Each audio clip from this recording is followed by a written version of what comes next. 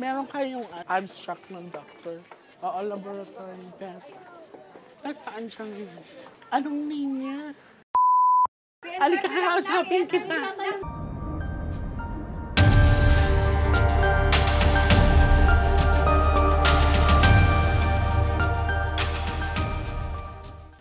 So, bago kami nag-start, nag-ano muna kami, kinausap ko muna si Mother, hiningi ko muna yung mga results sa mga lab test niya. Pag ito po ay lumabas, this is not ordinary. Okay, Mother? Ito ha, tingnan nito mabuti. Parang bata pa siya. No, ilang taon siya? 24 na po. Bata pa.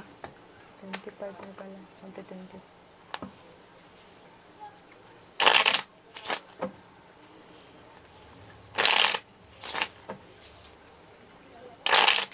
So, aalamin po natin ngayon kung siya ba ay possessed or talagang kailangan ng tinatawag na medical assistance.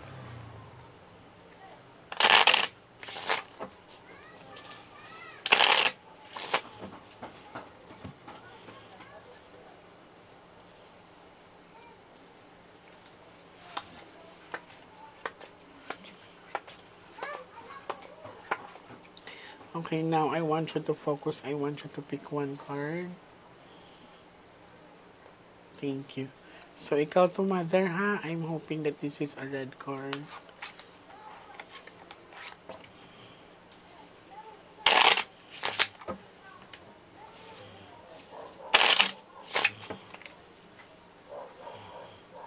Cut the cards into 3.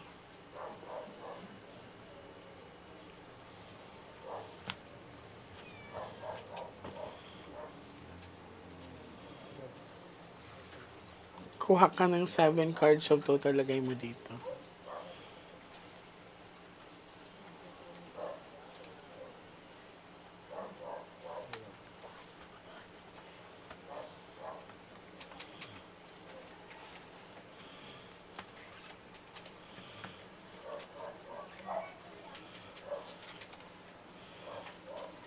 Pag may jack na lalabas dito, siya na po ito, ha? Okay. So, this is your Mother. Okay. So, si Mother, this is a black one, no? Ibig sabihin, medyo exhausted na rin yung energy ni Mother. Nakakaramdam na ako sa kanya ng pagod at puyat. Hindi ka na rin nakakapagpahinga ng maayos.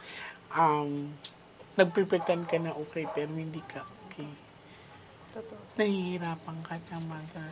Totoo. It's okay. Pwede Mother, ang kailangan mo is kausap din. No? Kasi wala kang mapaglalabasan ng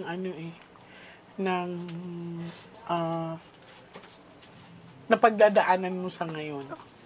Kasi talagang nahihirapan ka. May time na gusto mo nang sumuko.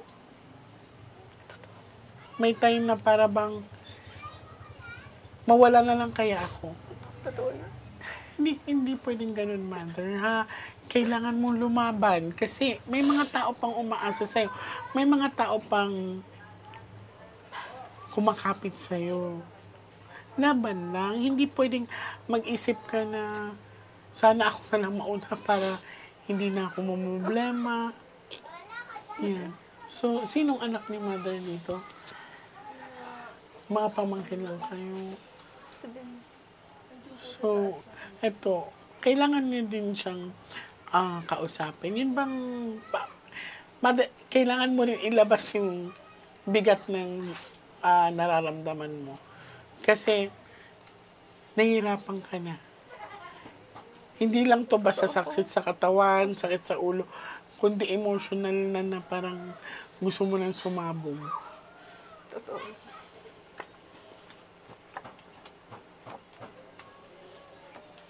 Ace of Hearts. Nasaan yung partner mo? Ba't hindi ko masyado? Nasa biyahe po. Okay. So, anong work niya? Tricycle po. I see. So, even the financial iniisip mo din eh. Ace of Heart kasi to, this is a representation na it's natural daw. Pero titingnan pa natin kasi ang Ace of Heart, ito ang tinatawag na magaan. So, it's a natural sickness. So, ang sabi ng baraha ay maaring nasaktan or na-depress to si kuya. Maaaring, oo, titingnan natin ha. Kasi parang in-isolate niya yung sarili niya eh. Yun bang, ang tingin sa kanya siguro ng ibang tao, kakaiba siya. Hindi kasi siya umiimik. Totoo po. Mother. Tahimik lang po. Tahimik lang siya Wala eh. nga po siyang kaibigan. Eto, ano siya yung solitary na tao. Kumbaga, lagi siyang may space. So, ang nangyayari dito, na-depressed to. Dumaan siya sa rejection. Madaming rejection. Pero titingnan pa natin. Ha?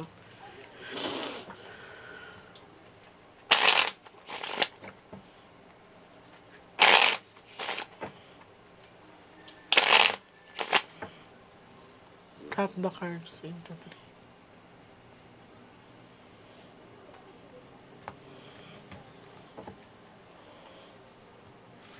Kuha ka darling ng 9 cards. So sa mga lab test niya, it's normal talaga. Sa urine niya, sa heartbeat niya, sa ECG niya, wala din siyang enlargement of the heart. So, ang gusto kong malaman is yung observation or analysis ng psychiatrist na tumingin sa kanya. Kasi dito, based on the cards na pinapakita, it's maaring nasaktan yung bata.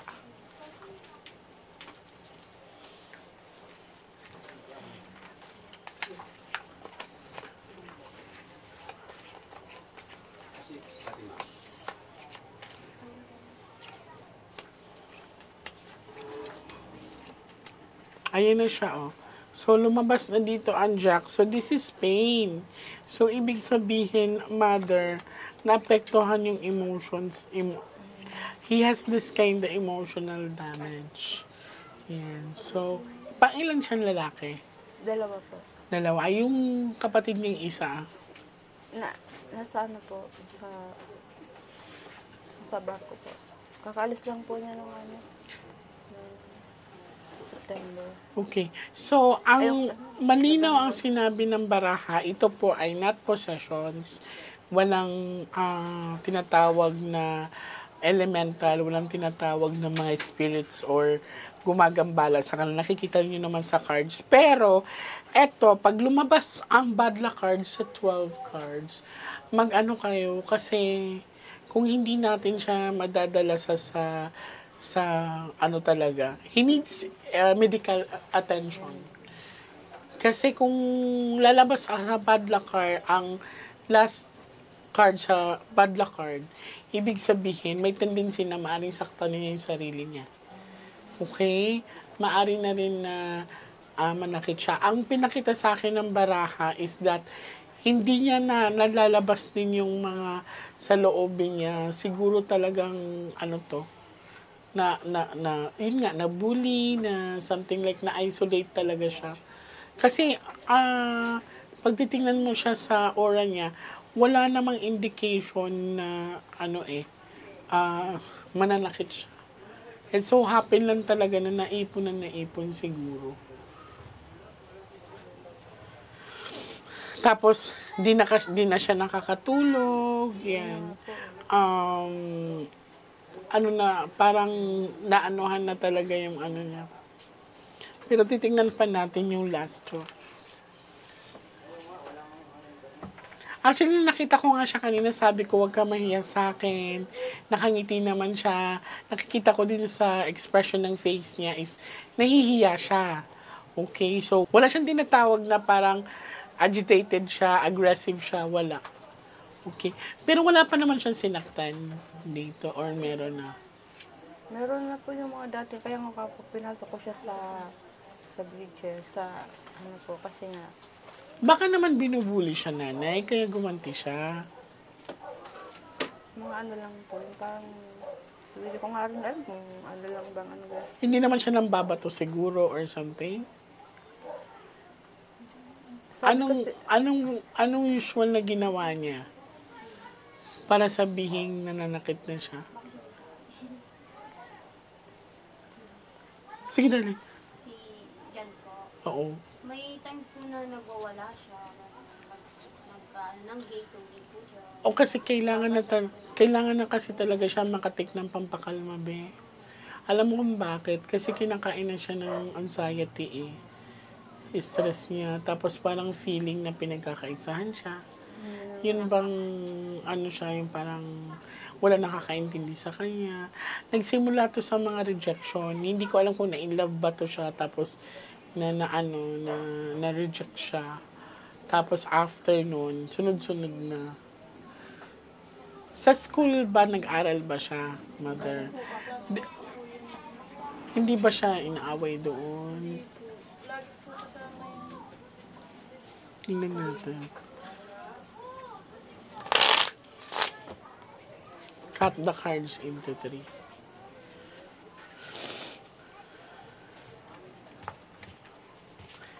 Kailangan niya kasi talaga makatik ng antidepressant.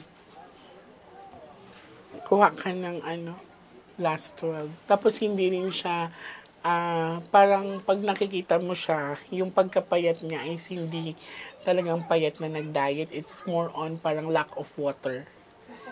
Lack of water na siya. So, medication po talaga. Medication talaga, be.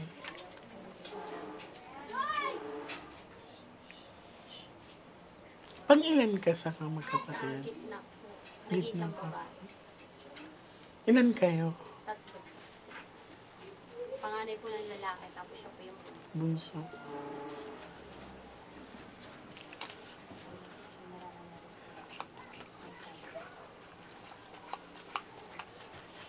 Na-appreciate ko si mother at saka sa mga taong lumapit sa akin kasi kahit naman sinong nanay, gusto malaman ang kasagutan, no? So, ako din pumunta ako dito just to make sure na ito ba ay natural or hindi. Pero according sa card, it's a natural. Ayoko din naman siya ma-judge ng ibang tao na nandito na ganyan.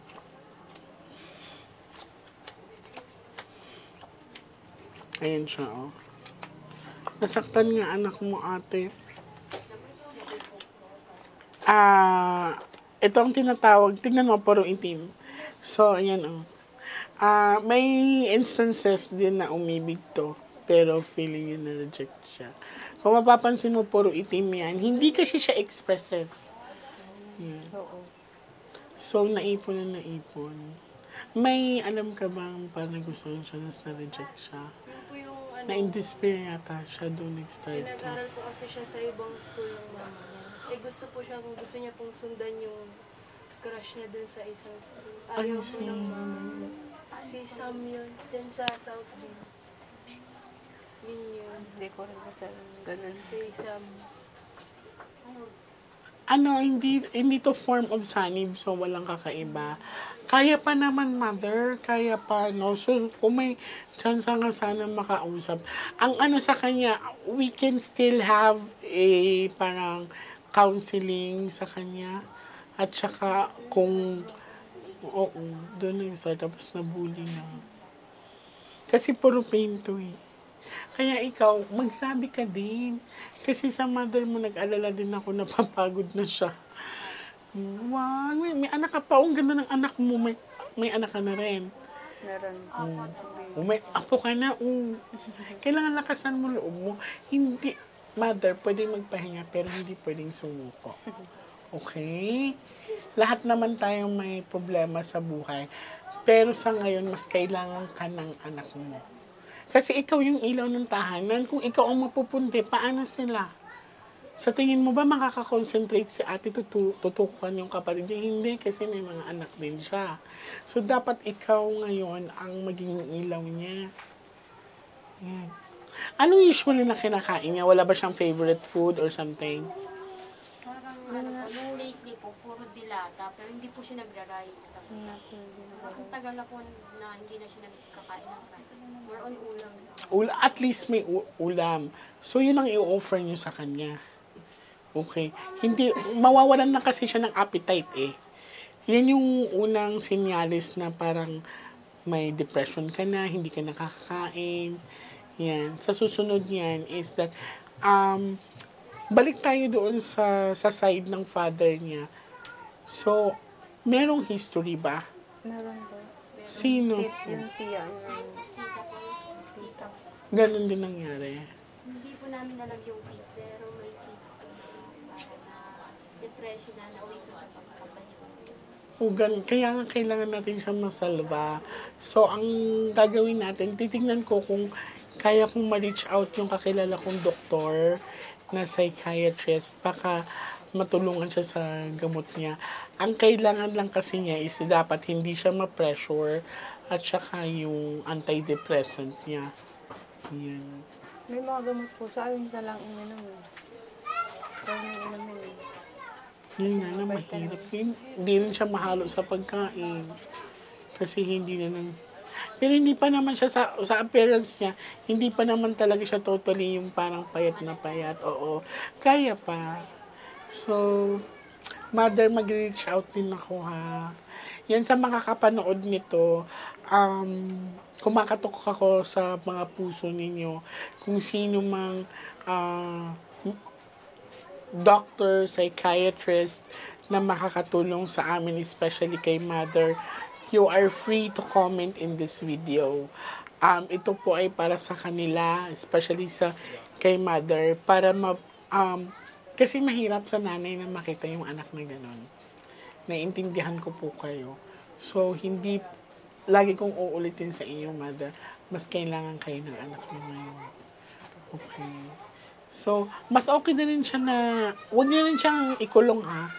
Yung, kasi mas magiging agitated siya or aggressive siya pag nakatali ba siya minsan? Hindi naman. Okay, huwag niyo itali ha. So, obserbahan niyo lang. Tapos, pag once na, wag naman sana dumating sa point na talagang mananakit siya physical. Kasi yun talaga ay lumalala na. So, uulitin ko, mother, ito ay a natural sickness. Wala kayo nakitang bad luck card. Lumabas po ang Ace of Hearts. So, sino na contact ng kapatid ko? Okay, kung meron man ako makontak na psychiatrist, baka sasamahan ko papunta din dito, ha. Tapos, titingnan na, mag-search din ako kung paano, o anong gagawin natin para makatake siya ng medicine niya.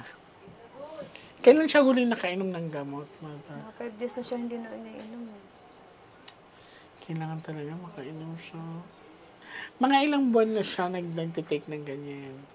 Nung pinasok namin siya doon, 10 months siyang nasa loob. Sa rehab. Opo. Ano yung assessment sa rehabilitation? Pinapainom lang po nila ng gamot. Bibili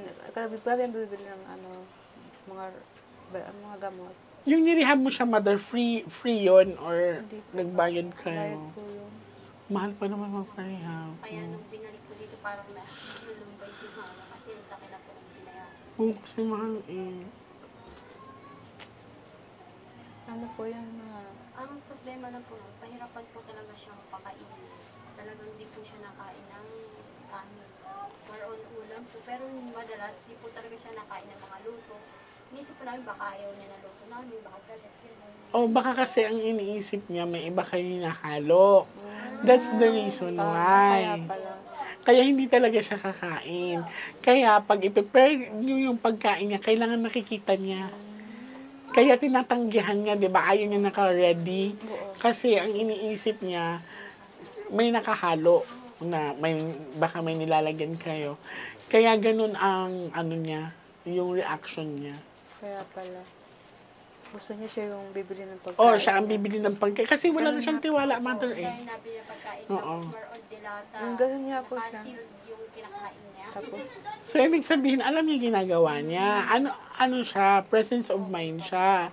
Yes. Kaya lang, siguro, dun sa rehabilitation, napapansin niya siguro na may nilalagay na gamot sa pagkain niya. Like, for example, sa plate niya, may mga tablets dyan. So, yun. Tapos, I'm not really sure kung what is the process pag nasa rehabilitation ka, kung pipilitin ba silang uminom ng gamot. So, based naman kasi sa sinabi nila ate, naiintindihan ko kung bakit hindi siya masyado kumakain pag ginahanda. Kasi yung ano niya is parang may threat sa kanya, yung may nahalo sa pagkain niya. So, ang mas maganda din, samahan siya bumili. Yan. Tapos, okay lang yun kung magsusuffering siya or importante may biscuit or something like that. Kung nakakain naman siya, much better. Yun. Pero yung tipong 1 week na siya hindi kumakain, matakot na kayo nun. Okay.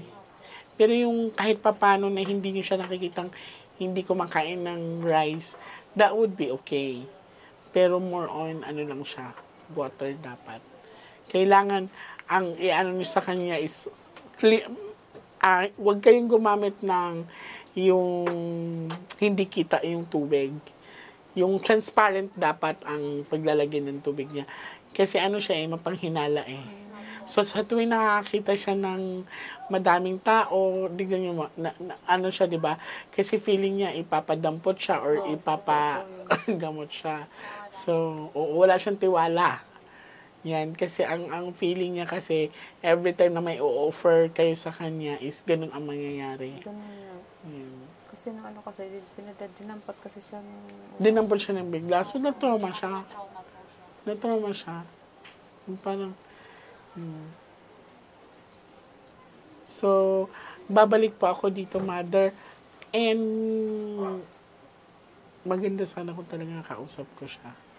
Pero sige, susubukan ko pa rin na magkaroon or makadala ng psychiatrist para both of us is makausap siya. Ang kailangan kasi niya is lagi may kausap. Yan, kausap. Yun.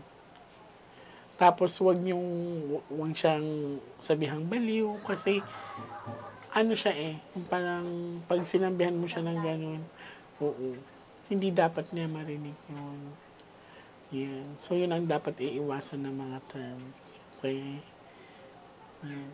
Tapos for the safety din, mother, kailangan yung mga sharp object, like for example knife, kailangan hindi naka-display yun, nakatago talaga yun. Especially may baby kayo. Kasi, hindi natin alam kung anong tumatakbo sa isipan niya Okay, baka maging aggressive siya, kahit papano safe pa rin kayo. Okay, so babalik ako, mother. Huwag malungkot, mother, ha? Can smile lang tayo. Laban lang natin yan, okay? So, maraming salamat po ulit. And mag-aantay kami ng message sa'yo. At saka, mother, kung makukuha namin or matatabi mo yung result ng psychiatrist niya, alam ko merong interpretation na doon. Kung pwede kayo makahingi, hingi kayo, ha? Kasi dyan makikita kung meron ba siyang tinatawag na schizophrenic disorder. Yan.